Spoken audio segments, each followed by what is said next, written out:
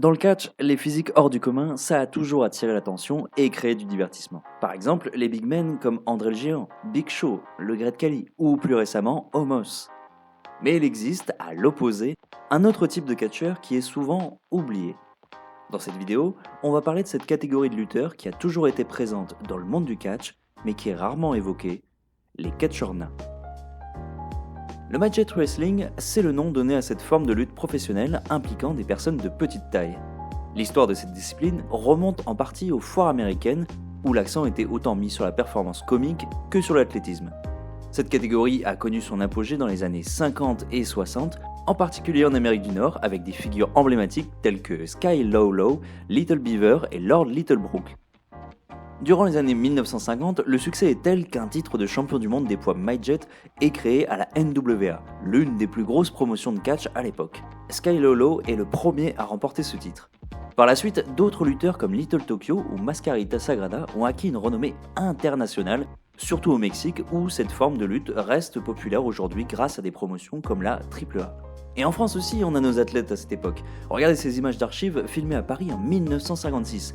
Non mais regardez-moi ça, on est sur un match entre Ricky Kiyoshi et Kemini Omega.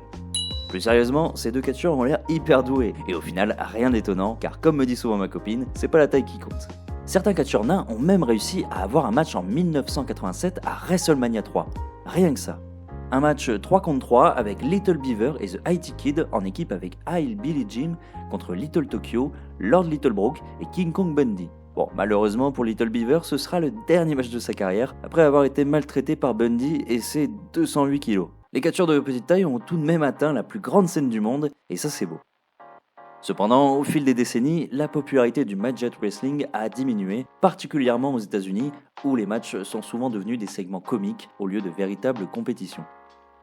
Pour illustrer ça, on peut évoquer ce match 3 contre 3 au Royal Rumble 1998 opposant 6 catcheurs mexicains avec l'équipe de Battalion, El Torito et Tarantula contre celle apparemment des Mini Power Rangers, Max Mini, Mosaic et Nova.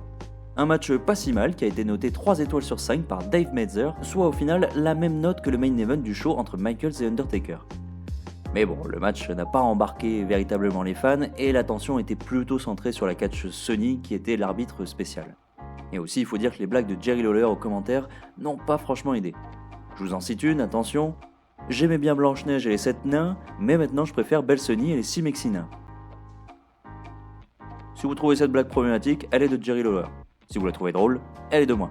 On continue avec un autre exemple de match où les nains ne sont pas pris au sérieux, et vous allez voir, on reste dans le thème du Royal Rumble. Car si vous êtes de ma génération, vous avez sûrement déjà regardé cette vidéo sur YouTube. Le mini Royal Rumble. En 2008, le 14 janvier à Raw, la WWE organise un Royal Rumble avec uniquement des catcheurs de petite taille imitant les looks de catcheurs du roster, avec tous les gags qu'on imagine. On a évidemment le fameux Hornswoggle qui entre en numéro 1, qui tour à tour affronte Mr. Kennedy qui n'arrive pas à choper son micro, Mini Batista qui agite du coup la deuxième corde, Mini Kane qui n'arrive pas à faire son chokeslam, et Hornswoggle les fait tous passer par-dessus la deuxième corde, voire la première des fois, voire même sous la première corde. Je me souviens avoir beaucoup regardé cette vidéo avec des potes quand j'étais petit, parce qu'il faut dire ce qui est, on était des gosses et ça nous faisait marrer. Et faut dire que ce mini Royal Rumble, du début à la fin, c'était vraiment n'importe quoi. En parlant de la fin, je vous la spoil, Hornswoggle domine le match, un dernier participant doit arriver et c'est le Great Khali. Parce que c'est fun. Mais heureusement, Papa Finlay est là, fait le save et Hornswoggle gagne le match. Tout est bien qui finit bien.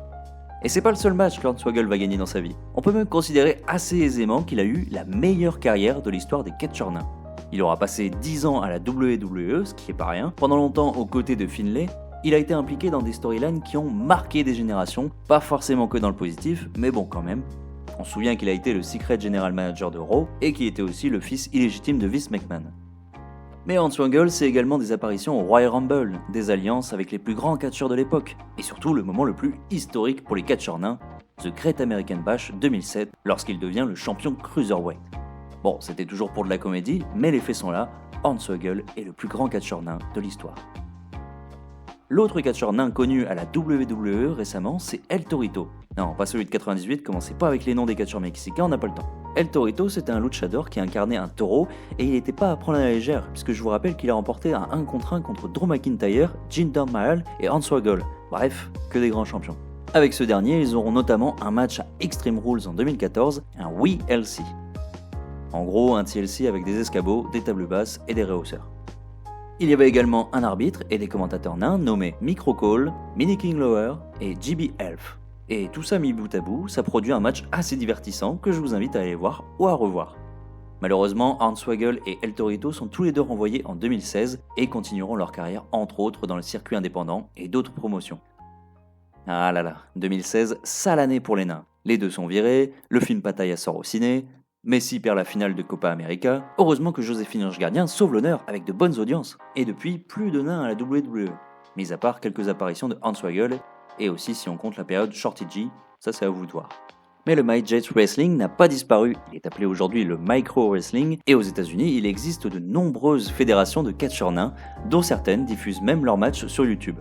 Et du côté du Mexique, on perpétue encore la tradition, il y a d'ailleurs un nom qui émerge ces dernières années, c'est celui de Microman. Mais en France aussi on a nos stars.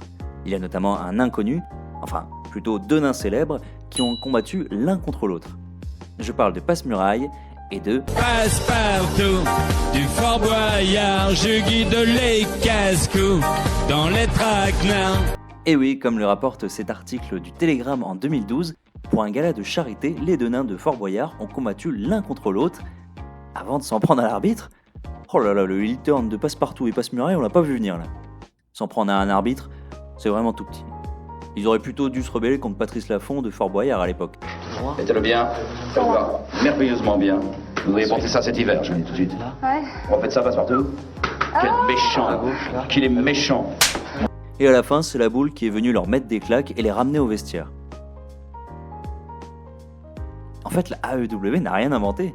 Avant le Blackpool Combat Club, on avait déjà le Boyard Combat Club. Voilà, cette vidéo est terminée, j'espère qu'elle vous aura plu et que vous en connaissez un peu plus sur ce sujet des catcheurs nains. On salue toutes les personnes de petite taille qui passeront sur cette vidéo. Je vous invite à liker, vous abonner et aller voir les autres contenus sur ma chaîne. C'était Blaige, la suite dans une prochaine vidéo.